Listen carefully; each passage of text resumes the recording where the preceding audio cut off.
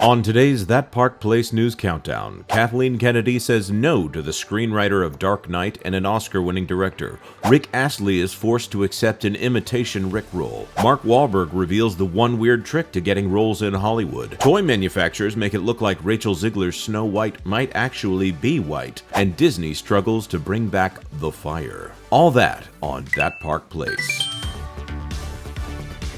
Salam and good evening to you. I say good evening mostly because it's a quote from Aladdin, but it is the morning here on That Park Place. Welcome, where we like to cover all of the entertainment, streaming, video game, and theme park news that should be fun. With me, as always, is my confidant, Vash Sky. Oh, thank you so much. I'm doing very well, thank you. Thank you so much for that intro. We have 1,000 tales from across the... No, I mean, it's not that many, but we have some amazing stories to share with you folks out there. So I do appreciate that introduction, Jonas. Yeah, it's usually about 5 or 6. Could it be 5? Could it be 6? There's only one way to find out. So here we go, covering all the news that should be fun.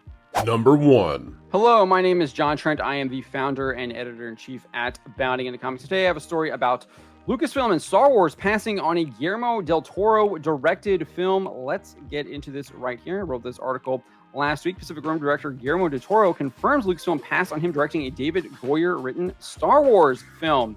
Indeed, they did. Goyer recently informed YouTuber Josh Horowitz that Lucasfilm passed on a Star Wars film written by him that del Toro was supposed to direct. This is what Goyer said. He said, I wrote an unproduced Star Wars movie that Guillermo del Toro was going to direct. That was about 4 years ago. He was asked why the project was not greenlit. He said there was just a lot of behind-the-scenes stuff going over at Lucasfilm at the time. It's a cool script. He then informed Horowitz to ask del Toro about the movie next time he had him on the show. Del Toro confirmed this on Twitter. He said, true, can't say much, maybe 2 letters. J and BB is that 3 letters. The implication is that is the Jabba the Hutt movie that Guillermo del Toro had recently been attached to or previously been attached to. That is the news, and Guillermo del Toro was indeed supposed to direct a Star Wars movie, but Lucasfilm and Star Wars passed on it. Number 2. Hello everybody, Tommy Tables here, and I want you to come back with me for a moment. Back to the mid-2000s, a time when the world made more sense, a time of childlike innocence, a time when the memes that we know and love today were just in their infancy. Now, if you were any sort of human being on the internet, I guarantee that you, at least once, clicked on a link to what you thought was an interesting newspaper article or title, only to be greeted with the following. Yes, that's right, the Rickroll. Now, somebody who wishes they'd been Rickrolled was in fact the Canadian rapper Young Gravy when he was presented with a lawsuit by Rick Astley himself. Rick Astley had claimed in his lawsuit that Young Gravy had improperly used his voice in Young Gravy's hit song, Betty Get Money. Now, apparently, Rick Astley had only given Young Gravy the authorization to use the music of the song Never Gonna Give You Up and not the actual vocals. What Rick Astley was saying in his lawsuit was that Young Gravy and his producers, quote, conspired to include a deliberate and nearly indistinguishable imitation of Mr. Astley's voice throughout the song. Nick Seeley, aka Pop Nick, the vocal impersonator, really did a good job. I mean, when you listen to Young Gravy's song, it sounds like Rick Astley. Now, impersonation is not illegal. If you weren't allowed to impersonate, Saturday Night Live wouldn't exist, although some might say that that would probably be a good thing. At any rate, though, I think Rick Astley's lawyers realize this as well because they have just settled their lawsuit with Young Gravy. We don't know what the terms of the settlement were. We don't know how much money Young Gravy paid out to Rick Astley or what sort of conditions are in place now.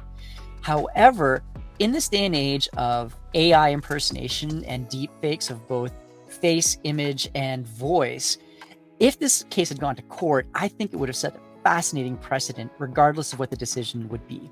What are your thoughts? Do you think we'll eventually see something come to the court with respect to impersonation, especially by AI? Let us know down below. Number 3. Hey there, it is CC back again for That Park Place, covering another article I wrote for thatparkplace.com for all the news that should be fun. Hey, there's no denying that Mark Wahlberg is an iconic Hollywood figure. He recently shared a strategic move in an interview with Cigar Aficionado magazine.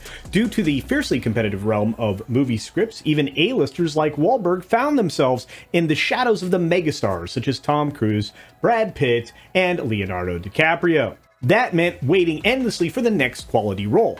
His solution, well, become a producer. Wahlberg's transition into producing began around 2010 with the film The Fighter. This shift allowed him to seize control of his career, actively seek out fitting roles, and bypass the waiting game played by all of the other Hollywood heavyweights. As his list of producing and acting credits continues to grow, Wahlberg is venturing into some new territory. He's considering directing and collaborating with emerging talents. He's eager to mentor the next generation stars and perhaps steer them clear of a few, well, career misstep. Wahlberg's journey is a testament to his resilience, determination, and adaptability in a cutthroat industry. And while he acknowledges that there are still challenges and inevitable slowdown that is going to come with age, his transformation from a waiting actor to a proactive producer serves as a valuable lesson in seizing control of one's own destiny. Mark Wahlberg is more than a Hollywood story. He's a chameleon who creates his own opportunities and a unique legacy. What are your thoughts on Wahlberg's transition from actor to producer? Should more actors follow suit and take command of their careers? Share your thoughts on this story in the comment section down below. Number 4. Hello everyone, I'm Wilton the Troll from Four from Under a Rock, and we're talking about Rachel Zegler going all Asian face in her action figure. Because it's not a princess doll, she's a man. At least she doesn't need one or something. Today's article is from thatsparkplace.com by WDW Pro, and he said that there's some palette issues. Yes, ladies and gentlemen, it's hilarious that Snow White was race changed from being a fair-skinned maiden to a Colombian we all be hating, to a toy where it's clear that those two concepts have been mating. Because I don't know about you, but this new movie merchandise definitely looks like that combination of the two.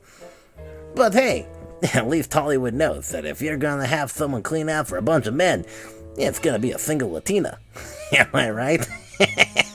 Number 5. Hello there, Vash Sky here with the news. This one comes from Walt Disney World News Today. Actually, Disneyland News Today. Video fire effects restored to World of Color at Disney California Adventure following Phantasmic Fire. This is an interesting story because Maleficent, as part of the Phantasmic performance at Disneyland, well, after it went up in flames, they disabled all of the fire effects throughout the Disney company. One of those being World of Color at California Adventure. Well, it seems that the fire effects have finally been restored. In fact, they've actually been restored at Disneyland Paris as well, as you can see here. But interestingly enough, in this video, only half of the fire effects are actually working. Disneyland has also been making some other entertainment choices. For example, it looks like we have a rumor that Rogers the Musical will actually be returning along with Mickey's Mix and Magic, which is very interesting. Both these stories are actually related in that it seems like capital expenditure money might be going towards the reinstallation of Phantasmic after the show famously closed following the fire.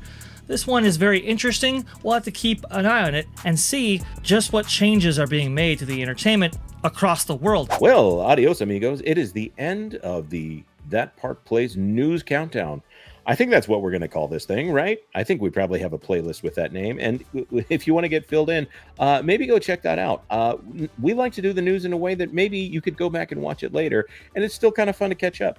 Of course, you can follow us on the Twitter handles above, or you can follow any of our contributors at the links in the description. We'd love to read the comments from people who watch our videos. Even if they kind of disagree with us, it's still kind of fun. But until tomorrow, we must bid you adieu and bid you to come back here to That Park Place for all the news that should be fun. Thanks for watching That Park Place News. For more information, consider checking out www.thatparkplace.com for all the news that should be fun. Don't forget to subscribe, share, like, and send this out on your favorite social media accounts.